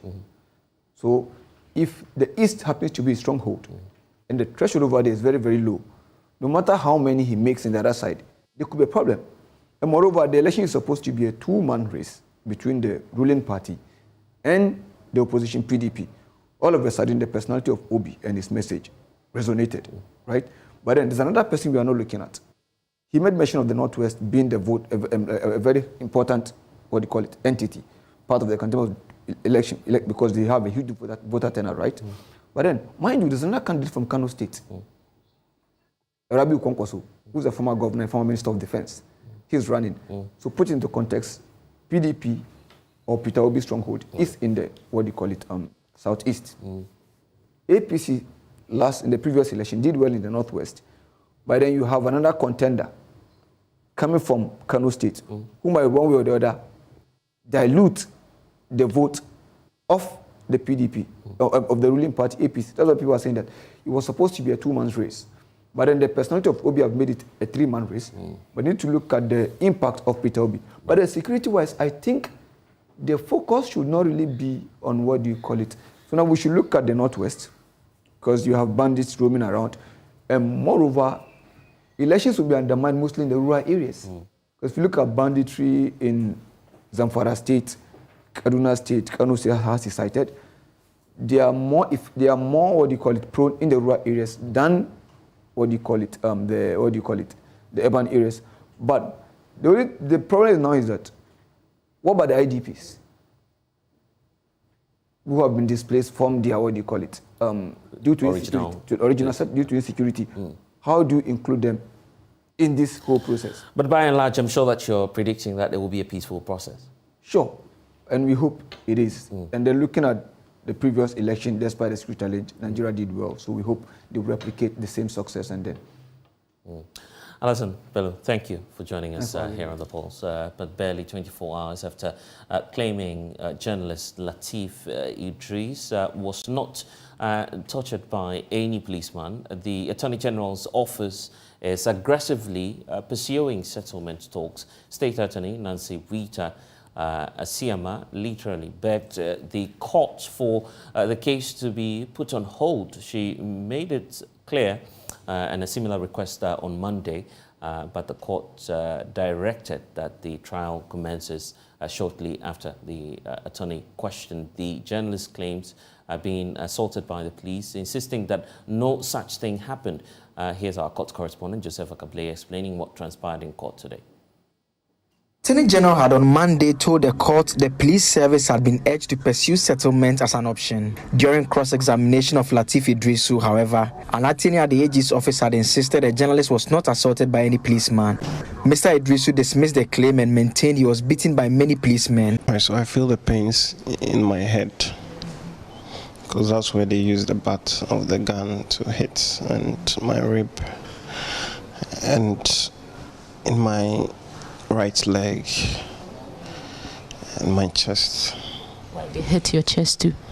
Yeah, they were hitting me all over. So these are the areas you feel pain, but generally, how are you feeling? My neck as well, yeah, because of the slaps, On Tuesday, the attorney Nancy Rita Asiama told the court she had been instructed to plead for an adjournment while settlement talks are pursued.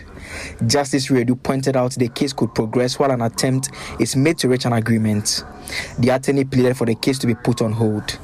Lawyer for the journalist and the multimedia group Samson Ladi Anyenini told the court his side was not opposed to the idea of settlement.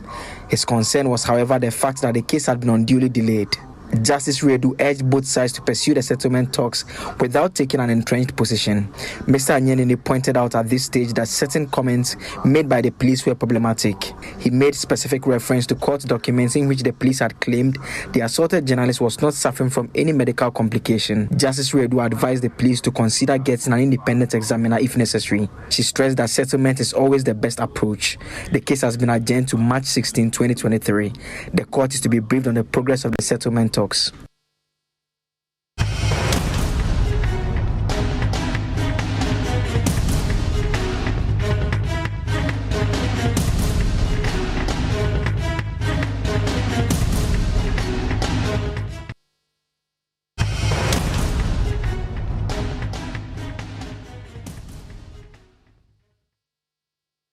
And thanks for staying with us here on The Pulse. A bit of a breaking news for your top story now is that government has once more extended the deadline for the domestic debt exchange. And there are new terms possibly for individual bondholders. George Uefe joins us with the latest on this. George, it's been a long day. You've been tracking all of this, and I'm sure that now there's some sort of a clarity on what's going to happen. But for certain, we're sure that today will not be the end of the road for those who are seeking to be. So remember earlier when there were reports that it was going to extend that, what this new document coming from the Ministry of Finance has confirmed that the deadline has been extended again to February 7.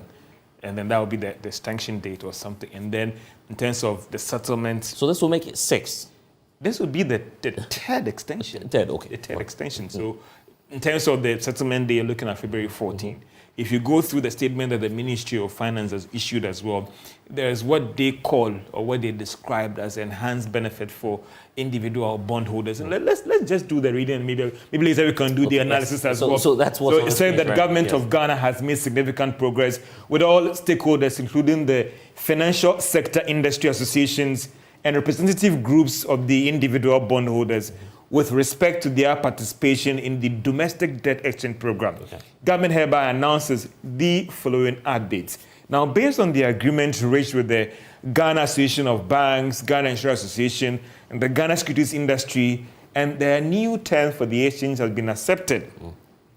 Revised and the final memorandum of understanding will be released on Thursday, that is February 2nd, 2000. And when they say revised here, it raises a lot of questions, because what we know is that government has secured a clean deal with these 3 individual groups, the bankers, the insurers, and then the securities. If you could go back, the letter and the spirit of the law and all, when you read the initial statement that they were jointly signed, what was contained in those statements said that Institution A has agreed to sign up. So it wasn't that they finally signed, they agreed to sign up to these terms the government has presented to them. I remember even in the Ghana Association of Banks statement, they said that they were going back to their stakeholders, their shareholders, to rectify the agreement. It looks like they came back and they were not comfortable with some of the agreement. And maybe those inputs have been made in the revised memorandum of understanding that government is going to issue. Okay, so that provides clarity on what we're seeing on the screens, which talks about the fact that now, which is Thursday, the 2nd of February, 2023, that official document will be released. That's the point 3 as well. That talks about, based on the... So based on the engagement with the representative groups of individual bondholders, the following has been offered and will form part of the new debt exchange memorandum.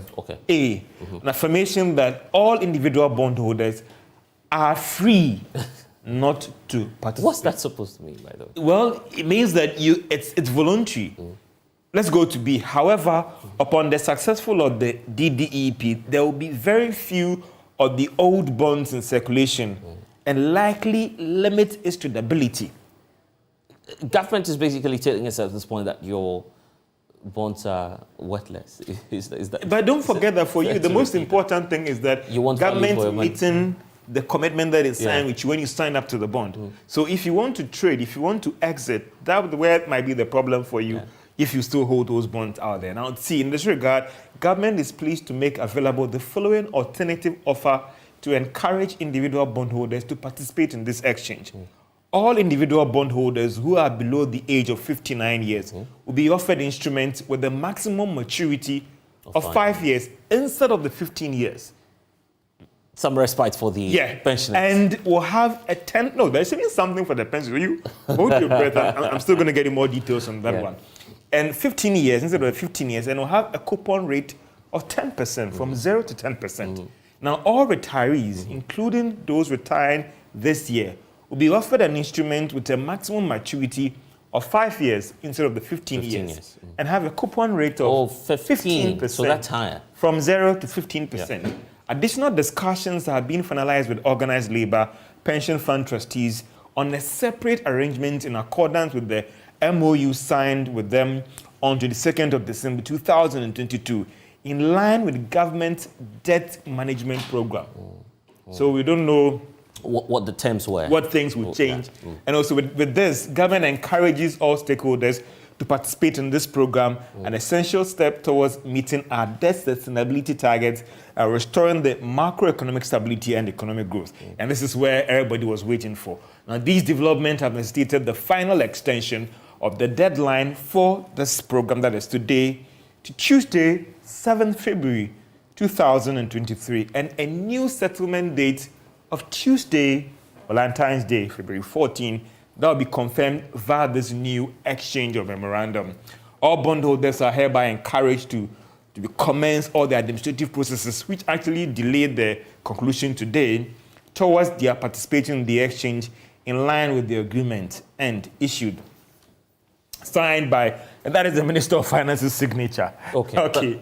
On behalf of the government of Ghana. On behalf of the government of Ghana. Okay. February 14, you want to call that a sweetheart deal? Interesting, because you still want to go through, get the necessary advice from your legal people, the banks. But the critical thing now is that the program has been extended to February 7. But what's not out of the way is the clear fate of the individual bondholders. And we need some understanding, because I signed an agreement with my banks for a bond.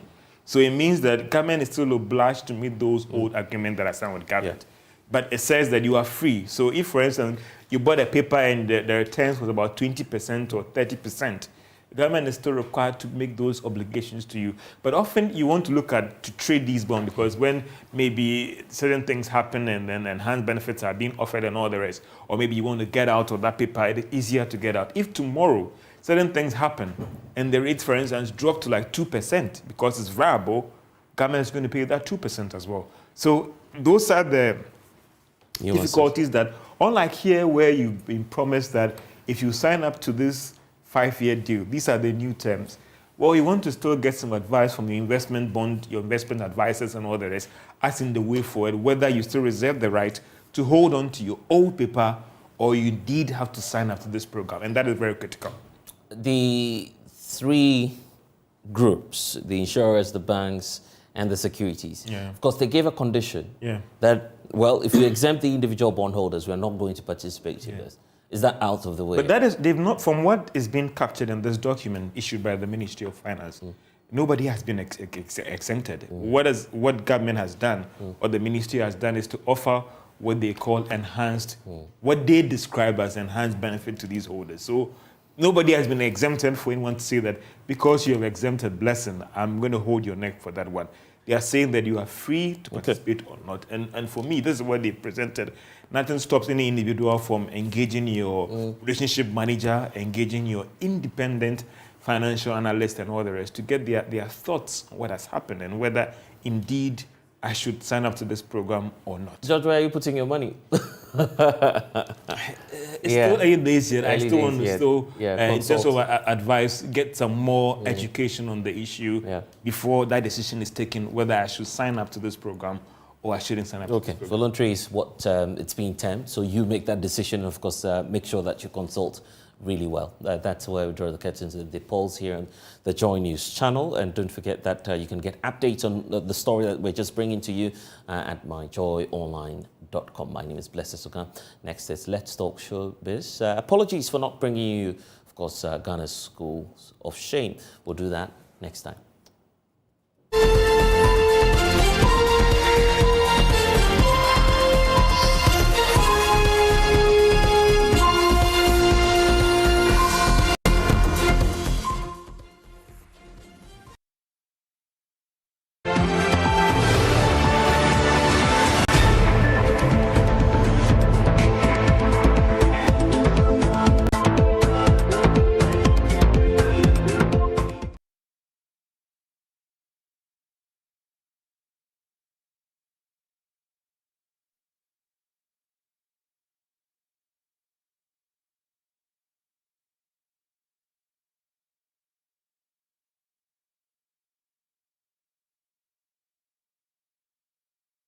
Hooray! It's been 2 fantastic years of AD+. 7 rows, crystal clear, high definition pictures, no grace, no master. Wow, look, wow! To celebrate, AD+ is rewarding over 2,000 customers from now until the end of 2022. Check out our website. Win exciting rewards like free shopping vouchers, 1-year HD Plus subscription, airtime, cash, and branded HD Plus souvenirs.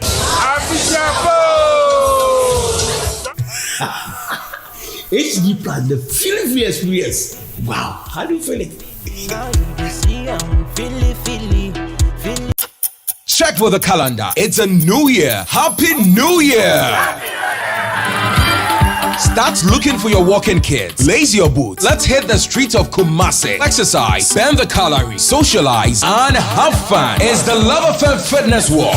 Throw a challenge to your colleague at work. Record a minute video as corporate institutions, groups or individuals, declaring your readiness to partake in the Love FM Fitness Walk. The best video wins big. There'll be item 30, solid refreshment, networking opportunities, brass band, and serious morale.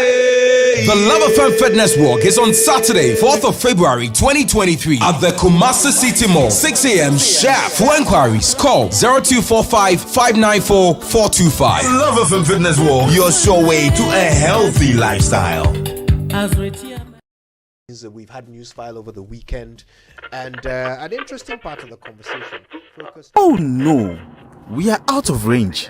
Oh, don't worry, Daddy. I have Alexa in my bag. Alex, what? Alexa, open Multimedia Ghana and play Joy FM. Super Hits Radio, Joy 99.7. Listen to Joy FM, Hits FM, Love FM, live on your Amazon Echo.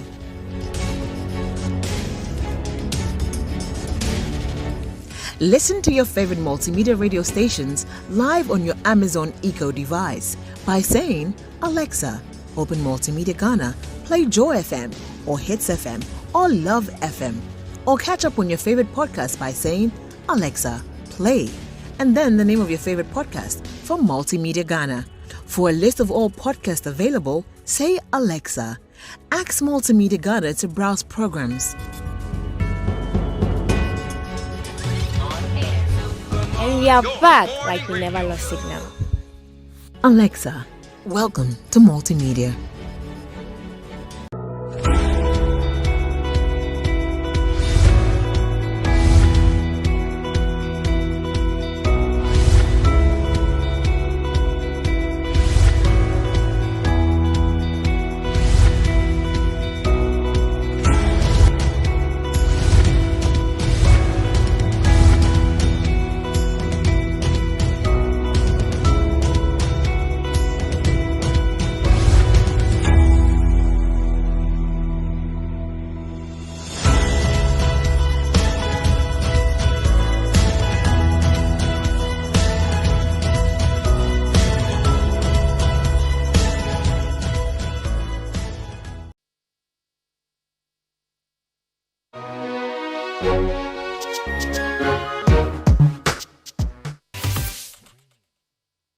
Hello there, you are welcome to Let's Talk Showbiz here on the JoyNews channel. And when you have amazing people to work with, it comes with so much smiles, and that's what I'm doing right now. Well, today I'm here to bring you the latest in your world of showbiz. Kobna is in the news, Stonebwoy is in the news, Meghan and Harry are also in the news. There's a lot to share with you this afternoon. Just sit down, relax as I take you through everything one after the other.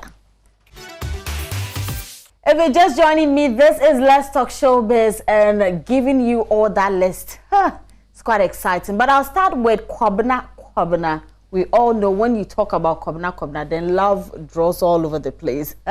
Well, he's been sharing with us how he's able to make good music, and he talked about broken heart. He says that when he gets broken heart, he's able to write good music, and that's where you get the hit.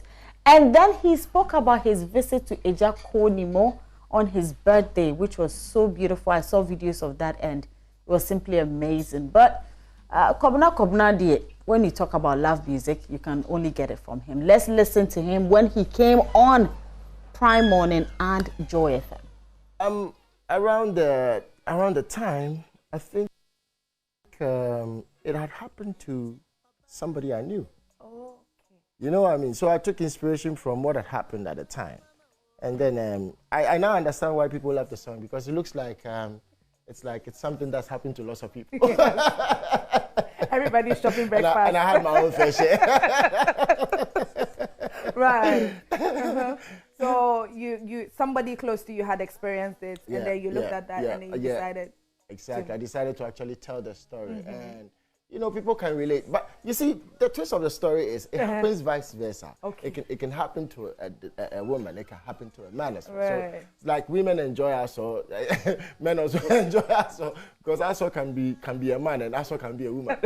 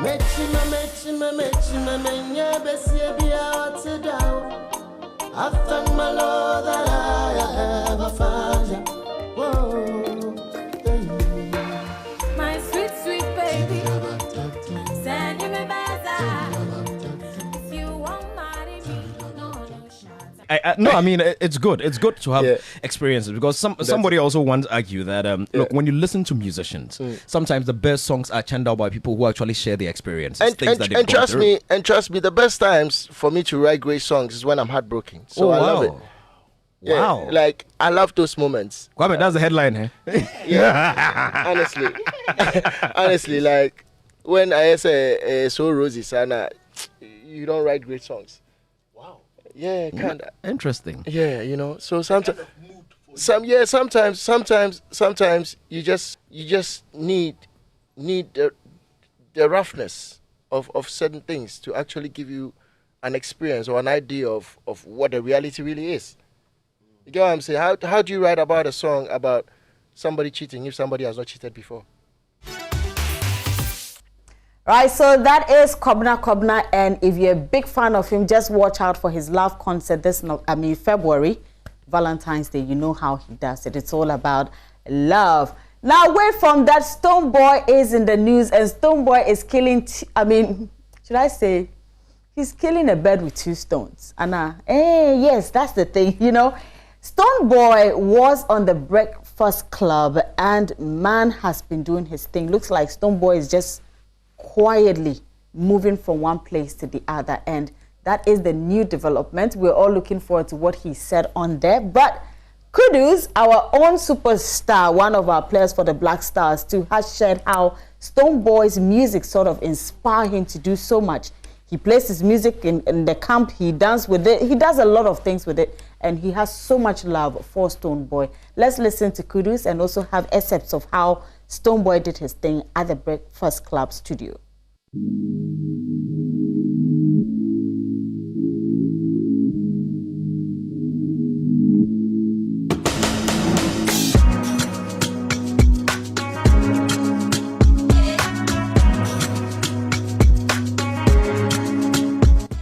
we got a special guest joining us. All the way from Ghana, Stonebwoy, welcome. Thank you, man.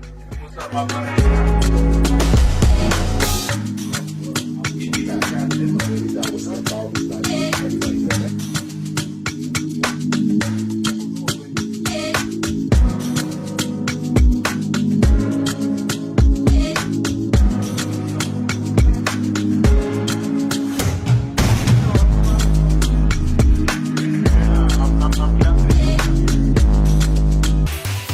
So that's it on Stonebwoy, Breakfast Club, and then his music being an inspiration to one of the biggest footballers in Ghana.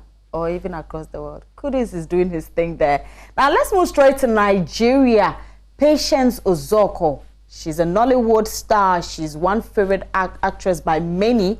And you know, as much as she got married, her husband passed away, and many were looking forward to see her get married again. But this time she's been sharing why she did not remarry. This interview was actually done by her own colleague actress. That's Mercy Johnson Okoji. Yeah, sorry to bring this up. You are a mom, you're married, lost your husband. How was that like? Plus, why did you not remarry? I'll tell you why. Because you have too many women, particularly online, asking, they said, I can't do this, I can't do that, it's a taboo, I have to remain this way. Was that a personal decision? And if you wanted to, would you have, and why didn't you? I actually wanted to remarry, but it was too late because my children were already grown, and they pleaded with me and said, we know why you want to remarry, but we want to ask you to please stay for us. We're going to be your husband.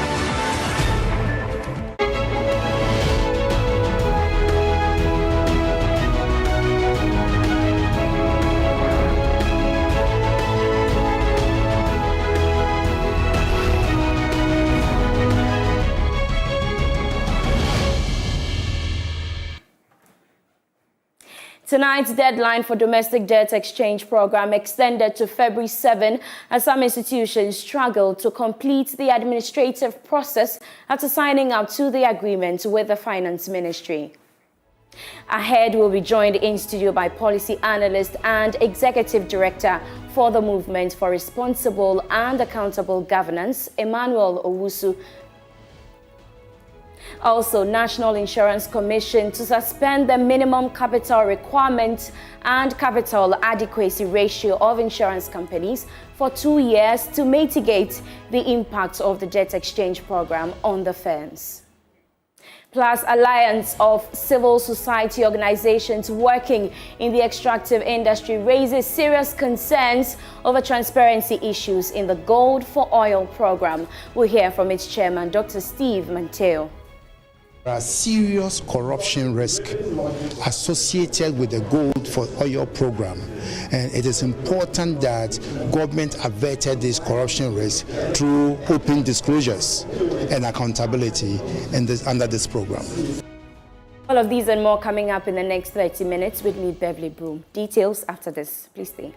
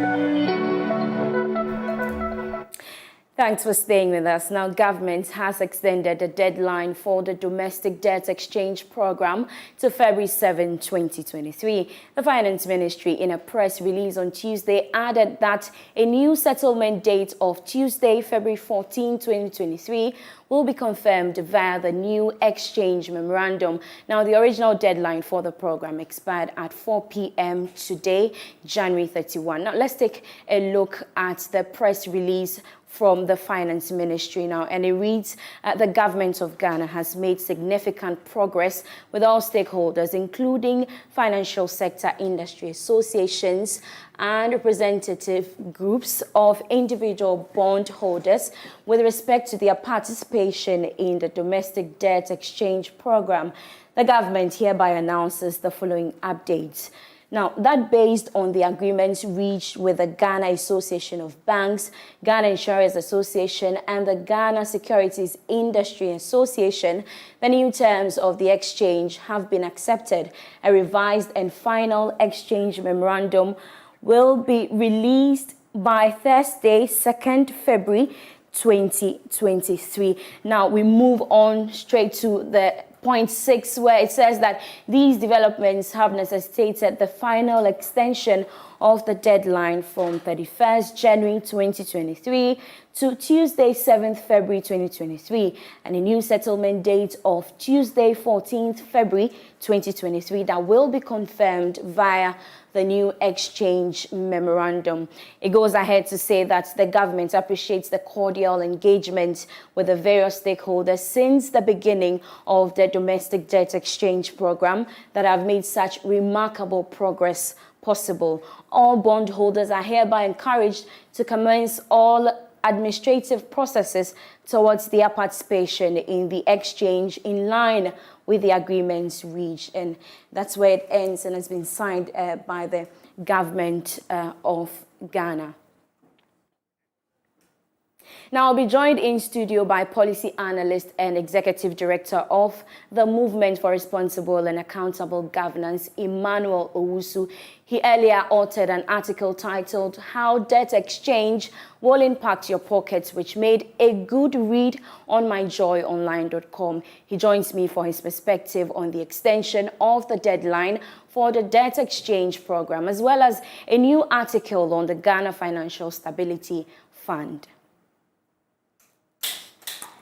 Now, we go back to him later, but let's go away from that. And the National Insurance Commission has given an indication to place a moratorium on the minimum capital requirements and capital adequacy ratio of insurance firms for 2 years. This is to mitigate the impact of the debt exchange program on the firms. Here's more in the following report. The move indicates that the minimum capital requirements and the capital adequacy ratio of the insurance firms will not be enforced, but regulated entities